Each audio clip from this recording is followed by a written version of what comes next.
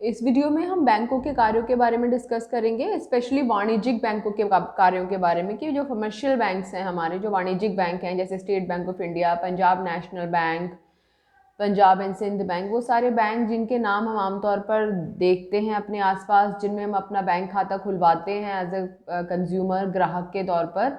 तो वो बैंक हमारे लिए क्या क्या काम करते हैं, what are the functions of the bank, वो हम डिस्कस करेंगे। लास्ट वीडियो में हमने डिस्कस करा था बैंकिंग खाते कितने प्रकार के होते हैं। तो आज हम डिस्कस करते हैं कि बैंक क्या क्या कार्य करते हैं हमारे लिए। बैंकों का सबसे पहला कार्य है जमा स्वीकार करना। वो हमसे पैसा लेते हैं तो लोगों से अलग अलग खातों में जमा स्वीकार करते हैं, और आपको बैंक में जब आप पैसा जमा कराते हैं तो उसके बदले में बैंक हमें क्या देता है, ब्याज देता है। सेकंड पॉइंट, ऋण देना। इस जमा राशि को बैंक उन लोगों को ऋण देता है जिन्हें उसकी आवश्यकता है, और अगर वो उनको ऋण देता है, उधार देता है, तो बदले में उनसे क्या लेता है, मुफ्त में देता है ऋण, बदले में क्या लेता है, उनसे ब्याज लेता है। तो जिन लोगों के पास पैसा एक्स्ट्रा है उनसे लेकर जिनको उस पैसे की आवश्यकता है उन तक पहुंचाता है। बैंकों का तीसरा कार्य है चेक की सुविधा। हम चेक के माध्यम से भी किसी को भुगतान कर सकते हैं, चेक के माध्यम से कोई हमें भुगतान कर सकता है और हम उस चेक को बैंक में जमा करा सकते हैं। सो बैंक अपने ग्राहकों को चेक की सुविधा प्रदान करता है। ये बिल्कुल बेसिक फंक्शंस हैं, बेसिक कार्य हैं, आधारभूत कार्य हैं जो कोई भी वाणिज्यिक बैंक करता है। इसके बाद में हम ई बैंकिंग कार्यों के बारे में भी डिस्कस करेंगे। फिर चौथा कार्य है धन का हस्तांतरण करना। धन का हस्तांतरण करने का मतलब है एक खाते से दूसरे खाते में पैसा ट्रांसफर करने के लिए अलग अलग ऑप्शंस, अलग अलग तरीके बैंक हमारे लिए उपलब्ध कराता है, जैसे चेक, बैंक ड्राफ्ट या ई बैंकिंग सुविधाओं की सहायता से बैंक धन का हस्तांतरण कराने में हमारी मदद करता है। तो अभी 4 फंक्शंस हमने डिस्कस करे हैं, बैंकों के 4 कार्य डिस्कस करे हैं। पैसा जमा करवाता है, पैसा उधार देता है, चेक की सुविधा प्रदान करता है और पैसे को एक खाते से दूसरे खाते में ट्रांसफ़र करने की सुविधा प्रदान करता है। आगे वीडियो को पॉज करके पहले से नोट कर लो। वाणिज्यिक बैंकों का आखिरी कार्य है कि वो हमें सहयोगी सेवाएं प्रदान करता है। सहयोगी सेवाओं का मतलब जो एक्स्ट्रा एडिशनल सर्विसेज, जैसे कि हम बिल का भुगतान करना चाहते हैं तो बैंक की मदद से कर सकते हैं। हमें अपने बच्चों की ट्यूशन फीस देनी है, स्कूल की फीस देनी है, तो या हमने कोई होम लोन ले रखा है, कोई ऋण ले रखा है, कोई लोन ले रखा है, तो हम बैंक को कह सकते हैं वो एक निश्चित ड्यूरेशन पे हमारे बैंक में से पेमेंट कर देता है। आपने बैंक रिकॉन्सिलिएशन स्टेटमेंट में देखा होगा बैंक हमारे लिए क्या क्या कर सकता है। इंश्योरेंस प्रीमियम का भुगतान कर सकता है, लॉकर की सुविधा प्रदान करता है जहाँ पर कि हम अपनी कीमती चीज़ें कि आभूषण या कुछ कागजात रख सकते हैं। एजेंसी सेवाएं, एक एजेंट के रूप में हमारे बदले में काम कर सकता है। तो ये 5-6 बेसिक फंक्शंस हैं जो कोई भी बैंक परफॉर्म करता है। कुछ स्पेशलाइज फंक्शंस के बारे में बात करेंगे, इसके बारे में फटाफट से इसकी समरी देख लेते हैं। क्या क्या करता है, पैसा जमा करवाता है, उधार देता है, चेक की सुविधा प्रदान करता है और धन को एक खाते से दूसरे खाते में ट्रांसफ़र करने में मदद करता है। और बाकी सहयोगी सेवाएं, क्या क्या सहयोगी सेवाओं में, बिल का भुगतान, लॉकर की सुविधा, एजेंसी संबंध आदि। ओके, इसे नोट कर लो फटाफट। इसके बाद में ई बैंकिंग के बारे में बात करेंगे जो कि हमारा मेन मकसद है इस चैप्टर का, इस टॉपिक का। तो वीडियो को पॉज करके इसे कंप्लीट कर लो, फिर ई बैंकिंग पे चलते हैं। तो हेडिंग डाल लीजिए ई बैंकिंग। ई बैंकिंग, किसी भी चीज़ के आगे ई लग जाता है मतलब इलेक्ट्रॉनिक। इलेक्ट्रॉनिक का मतलब कंप्यूटर और इंटरनेट के माध्यम से कोई भी ई बिजनेस, कंप्यूटर और इंटरनेट के माध्यम से किया जाने वाला व्यवसाय। ई बैंकिंग कंप्यूटर और इंटरनेट के माध्यम से की जाने वाली या प्रयोग की जाने वाली बैंकिंग सेवाएं और प्रक्रिया, वो ई बैंकिंग के नाम से जानी जाती हैं। नोट कर सकते हैं इसे। कंप्यूटर और इंटरनेट के माध्यम से प्रयोग की जाने वाली बैंकिंग सेवाओं और प्रक्रिया को हम ई बैंकिंग के नाम से जानते हैं। तो क्वेश्चन फॉर्मेट में लिख के इसको नोट कर सकते हैं। आगे बात करते हैं ई बैंकिंग से फ़ायदा क्या है, कोई फ़ायदा है या सीधा बैंक में जाने से ही फ़ायदा हो रहा था हमें। जल्दी से शॉर्ट हम इसकी सेवाएं नोट करते हैं। अगर कोई क्वेश्चन आया भी कभी तो बहुत छोटा क्वेश्चन इस पर हमें मिलेगा। पहली सुविधा ई बैंकिंग की, रात को 12 बजे भी हम कोई ट्रांजैक्शन कर सकते हैं। निरंतर सेवाएं, ग्राहक संतुष्ट रहता है क्योंकि वो कभी भी किसी भी समय बैंक की सेवाएं प्राप्त कर सकता है। असीमित क्रियाजाल, ना तो टाइम की कोई बाउंडेशन है ना जगह की कोई बाउंडेशन है। साथ ही साथ जब लोग बैंकों में नहीं जा रहे हैं तो बैंकों के कार्यभार में भी कमी आ रही है। इससे बैंकों को पैसा निकालने के लिए हमेशा लोग लाइन लगा के बैंकों में खड़े रहते थे, अब ऐसा कुछ नहीं हो रहा है। कंप्यूटर और इंटरनेट के माध्यम से ही वो अपने एक खाते में से दूसरे खाते में पैसा ट्रांसफ़र कर रहे हैं, पेमेंट कर रहे हैं, सामान खरीद रहे हैं। तो बैंकों में जाने वाले लोगों की संख्या भी कम हो गई है। तो जो बैंक है उनके भी कार्यभार में कमी आई है। और बहुत सारी ट्रांजैक्शंस जो है वो कैशलेस हो गई हैं, हमें हमेशा कैश को लेके नहीं घूमना है, तो लोग भी ज़्यादा सुरक्षित महसूस करने लगे हैं।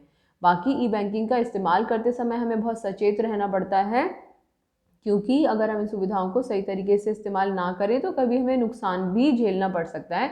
लेकिन कैशलेस होने के कारण ये ग्राहकों को सुरक्षा का अनुभव कराता है। तो इसे ऐसे मेन हेडिंग्स डाल के नोट कर सकते हैं, क्योंकि यहाँ पे हमारा मेन फोकस ई बैंकिंग के लाभ पढ़ना नहीं है, हमारा मेन फोकस है कि ई बैंकिंग सेवाएं कौन कौन सी हैं वो जो कि बैंक हमें प्रदान करते हैं। तो that will be our main focus. तो इसे नोट कर लीजिए पहले, फिर आगे चलते हैं ई बैंकिंग सेवाओं पर। तो बेटे हेडिंग डाल सकते हैं आप ई बैंकिंग सेवाएं। कुछ सर्विसेज ऐसी हैं, कुछ सेवाएं ऐसी हैं जिनके बारे में आपको पता भी होगा, और कुछ सेवाएं ऐसी हैं जो आपको नया पता चलेगा। जैसे कि बहुत सारे बैंक खातों के बारे में लास्ट क्लास में हमने पढ़ा था। तो कितने तरह के बैंक खाते पढ़े थे हमने? 5। इस पर छोटा सा क्विज करेंगे हम आपसे, ठीक है? तो अच्छे से रिवाइज कर लेना एक बार दोबारा से। इलेक्ट्रॉनिक फंड ट्रांसफर, सबसे पहली ई बैंकिंग सेवा इलेक्ट्रॉनिक फंड ट्रांसफर। नाम से ही पता चल रहा है इलेक्ट्रॉनिक फंड ट्रांसफर। फंड का मतलब पैसा या धनराशि। एक खाते से दूसरे खाते में पैसा ट्रांसफर करते हैं, कैसे? इलेक्ट्रॉनिक माध्यम से। यानी कि इस सेवा में रुपया कह लो या धनराशि कह लो, धनराशि इंटरनेट के माध्यम से एक खाते से दूसरे खाते में हस्तांतरित की जाती है। कोई भी धनराशि, कोई भी मनी हम इंटरनेट और कंप्यूटर के माध्यम से एक खाते से दूसरे खाते में ट्रांसफर कर सकते हैं। That is electronic fund transfer. हम इसको EFT के नाम से जानते हैं, इसका डिटेल डिस्कशन करेंगे बाद में। फिर दूसरा ATM। किस किस ने ATM देखा है? कौन कौन ATM पर गया है? किस किस ने कभी ATM से पैसा निकाला है? मुझे बताना ज़रूर कमेंट करके। ATM की फुल फॉर्म देख लो, बहुत बार 1 मार्कर क्वेश्चन आ जाता है, बहुत लोगों को पता ही नहीं है ATM की फुल फॉर्म क्या है। It is automated teller machine. What is ATM? Automated teller machine. ATM क्या होता है? ATM में एक ऐसी स्वचालित क्यों कहते हैं हम इसको? क्योंकि ये अपने आप चलती है। एक ऐसी स्वचालित मशीन है जिसमें कार्ड डालने पर और अपनी व्यक्तिगत पहचान संख्या, व्हाट इज व्यक्तिगत पहचान संख्या? पर्सनल आइडेंटिटी नंबर, पिन हम बोलते हैं ना, pin number. So what is pin? Personal identity number, व्यक्तिगत पहचान संख्या टाइप करने पर हम धनराशि निकाल भी सकते हैं और हम धनराशि जमा भी करा सकते हैं। बहुत ऐसे एडवांस लेवल के ATMs होते हैं जहाँ पर कि हम अमाउंट डिपॉजिट भी करा सकते हैं। हाँ जी, बिल्कुल जमा भी करा सकते हैं आप। तो ऐसे फुली ऑटोमेटिक बैंक्स भी हैं जहाँ पर कोई वो नहीं होता है, एम्प्लॉय नहीं होता है, कोई कर्मचारी नहीं होता है। बिना कर्मचारी के हम सारी बैंकिंग ट्रांजैक्शंस केवल कंप्यूटर और इंटरनेट के माध्यम से वहाँ पर कर पाते हैं। नोट कर लीजिए इसको, 3rd पॉइंट। तीसरा है हमारा डेबिट कार्ड। 2 चीज़ें हैं, डेबिट कार्ड, और चौथा हमारा क्रेडिट कार्ड। डेबिट कार्ड और क्रेडिट कार्ड, इन दोनों को हम प्लास्टिक मनी के नाम से जानते हैं। किस नाम से जानते हैं? प्लास्टिक मनी के नाम से। क्यों? क्योंकि ये एक ऐसा पैसा है जिसको हम अपनी जेब में लेकर घूम सकते हैं प्लास्टिक कार्ड के रूप में, और जब चाहें हम बैंक में से पैसा निकाल सकते हैं ATM की सहायता से, और इसकी सहायता से हम कोई ट्रांजैक्शंस या कोई लेन देन भी कर सकते हैं। सो डेबिट कार्ड की सहायता से जो ग्राहक है वो अपने बैंक खाते में जमा धनराशि में से, खास बात क्या है डेबिट कार्ड और क्रेडिट कार्ड में से? क्रेडिट कार्ड जो है वो बैंक उधार देता है हमें। जो डेबिट कार्ड होता है वो बैंक हमारे अकाउंट में जो पैसा पड़ा हुआ है उसी में से हमें पैसा देता है। सो डेबिट कार्ड की सहायता से ग्राहक अपने बैंक खाते में जमा धनराशि में से, जो उसके खाते में पैसा ऑलरेडी पड़ा हुआ है, उस पैसे में से धन निकाल सकता है या फिर बाकी भुगतान कर सकता है। तो मेरे बैंक अकाउंट में अगर 50,000 रुपये हैं तो मैं डेबिट कार्ड से 50,000 रुपये विड्रॉ कर सकती हूँ। और अगर बैंक ने कोई न्यूनतम धनराशि जमा कराने के लिए कोई रिक्वायरमेंट बनाई हुई है तो उस न्यूनतम धनराशि को छोड़कर, जैसे सपोज अगर बैंक ने कहा है कि कम से कम 5,000 रुपये आपके खाते में रहने चाहिए और मेरे बैंक अकाउंट में 50,000 रुपये हैं, तो मैं डेबिट कार्ड से 45,000 रुपये निकाल सकती हूँ। तो जितने भी मेरे बैंक अकाउंट में पैसे हैं। दूसरा क्रेडिट कार्ड। क्रेडिट कार्ड की सहायता से बैंक अपने ग्राहकों को उधार देता है। तो क्रेडिट कार्ड बैंक और दूसरी बात, उधार देगा तो किसको उधार देगा बैंक? हर किसी को उधार पकड़ा देगा क्या? बिल्कुल नहीं। किसको उधार पकड़ाएगा बैंक? अपने उन ग्राहकों को उधार पकड़ाता है जिनकी साख इंग्लिश में साख को क्रेडिट वर्दिनेस बोलते हैं, उसकी इमेज, उस व्यक्ति की इमेज बैंक की नज़रों में बहुत अच्छी है। बैंक को लगता है कि हाँ भाई, अगर हम इसको उधार देंगे भी तो ये हमें पेमेंट कर देगा। तो इसकी मदद से ग्राहक बैंक से उधार लेता है। तो क्रेडिट कार्ड एक ऐसी प्लास्टिक कार्ड है जिसकी सहायता से बैंक जो है ग्राहक को उधार देता है, और ग्राहक बैंक से पैसा भी ले सकता है एटीएम से, या फिर कोई उसको सामान खरीदना है, कोई भुगतान करना है तो वो भुगतान भी कर सकता है। कंडीशन दोनों की सेम है, लेकिन डेबिट कार्ड क्या है, मेरा अपना पैसा, क्रेडिट कार्ड क्या है, उधार का पैसा। 5वां पॉइंट, टेली बैंकिंग। टेली का मतलब टेलीफोन। तो इस सुविधा के अंतर्गत ग्राहक फोन के माध्यम से, टेलीफोन के माध्यम से बैंकिंग सुविधाएं या फिर अन्य जानकारियां प्राप्त कर सकता है। एक नंबर होगा, वो कहेगा आप इस नंबर को मिलाइए और इस नंबर से आप अपने बैंक अकाउंट का बैलेंस जान सकते हैं, कोई और ट्रांजैक्शन करनी है, कोई लेन देन करना है तो वो भी कर सकते हैं आप टेली बैंकिंग की मदद से। आजकल इतना प्रचलित नहीं है क्योंकि और बहुत मोड्स ऑफ पेमेंट या मोड्स ऑफ ट्रांजैक्शंस आ चुके हैं, तो ये नोट कर लीजिए। नेक्स्ट 6th पॉइंट, बहुत इम्पॉर्टेंट, नया और इतना ज़्यादा ज़रूरी हमारे लिए जानना कि हम और लोगों को भी बता सकते हैं कि ये क्या होता है। तो 6th is core banking solutions, CBS के नाम से हम इसको जानते हैं, कोर बैंकिंग सॉल्यूशंस के नाम से जानते हैं। देखिए सीबीएस में क्या होता है, सपोज़ हम कई बार सोचते हैं कि अगर हमने कालका जी में बैंक ऑफ बड़ौदा में अपना खाता खुलवाया है, तो अगर हमें पैसे निकालने हैं तो हमें कालका जी के ही बैंक में जाना पड़ेगा, पैसे जमा कराने हैं तो हमें कालका जी के ही बैंक ऑफ बड़ौदा में जाना पड़ेगा। अब ऐसी स्थिति नहीं रही है। अगर कोई बैंक जिसके पास कोर बैंकिंग सॉल्यूशन की सुविधा है, वो बैंक आपको किसी विशेष ब्रांच का ग्राहक नहीं मानता है, बल्कि आप उस बैंक के ग्राहक हैं। हम किसी ब्रांच के ग्राहक नहीं हैं, हम उस बैंक के ग्राहक हैं। ब्रांच के ग्राहक ना होने का मतलब है कि हम केवल दिल्ली बैंक ऑफ बड़ौदा के ग्राहक नहीं हैं। हम बैंक ऑफ बड़ौदा जहाँ पर भी है पूरे भारतवर्ष में या अंतर्राष्ट्रीय स्तर पर भी, जहाँ पर भी बैंक ऑफ बड़ौदा है, हम वहीं पर उस बैंक में से सेवाएं प्राप्त कर सकते हैं। हम बैंक ऑफ बड़ौदा की किसी भी शाखा में जाकर पैसा जमा करा सकते हैं, किसी भी शाखा में जाकर पैसा निकलवा सकते हैं, किसी भी शाखा में जाकर हम अपनी पासबुक को अपडेट करवा सकते हैं। इसे कोर बैंकिंग सॉल्यूशंस कहा जाता है। तो क्या है, इस पद्धति के अंतर्गत ग्राहक अब किसी ब्रांच का ग्राहक नहीं है, किसी विशेष ब्रांच का ग्राहक नहीं है, बल्कि वह अब एक बैंक का ग्राहक है। यानी कि वो बैंक जहाँ जहाँ है वो सब लोग उसके कस्टमर हैं जो कि उस बैंक से जुड़े हुए हैं। अगर हम दिल्ली के बैंक में, बैंक ऑफ बड़ौदा में हमने अपना खाता खुलाया है, और अगर हम नैनीताल जा रहे हैं तो नैनीताल में यदि बैंक ऑफ बड़ौदा है, या हमने दिल्ली के स्टेट बैंक ऑफ इंडिया में अपना खाता खुलवाया है, और अगर नैनीताल का स्टेट बैंक ऑफ इंडिया है, तो हम वहाँ पर भी वो सारी सुविधाएं प्राप्त कर सकते हैं जो कि हम दिल्ली में प्राप्त कर रहे हैं। तो हम किसी विशेष ब्रांच के ग्राहक नहीं हैं, हम किसके ग्राहक हैं, हम बैंक के ग्राहक हैं। जहाँ बैंक है वहाँ हमें सेवाएं प्राप्त होंगी। दूसरे शब्दों में, वो बैंक की किसी भी शाखा में जाकर, वो मतलब ग्राहक बैंक की किसी भी शाखा में जाकर बैंक की सुविधाएं प्राप्त कर सकता है। कौन कौन सी बैंकिंग सुविधाएं प्राप्त कर सकता है, धनराशि जमा करवा सकता है, धनराशि निकाल सकता है, या फिर अपनी पासबुक को अपडेट करा सकता है, या कोई और अन्य सुविधा आपके दिमाग में आती हो, तो वो सारी फैसिलिटीज़ वो किसी भी बैंक की शाखा में जाकर, ब्रांच में जाकर प्राप्त कर सकता है। This is core banking solutions. Keyword याद रखो, आप किसी ब्रांच के ग्राहक नहीं हैं, आप किसके ग्राहक हैं, बैंक के ग्राहक। Next point, NEFT, national electronic fund transfer, बहुत इंपॉर्टेंट है, बहुत ज़्यादा इंपॉर्टेंट है from exam point of view.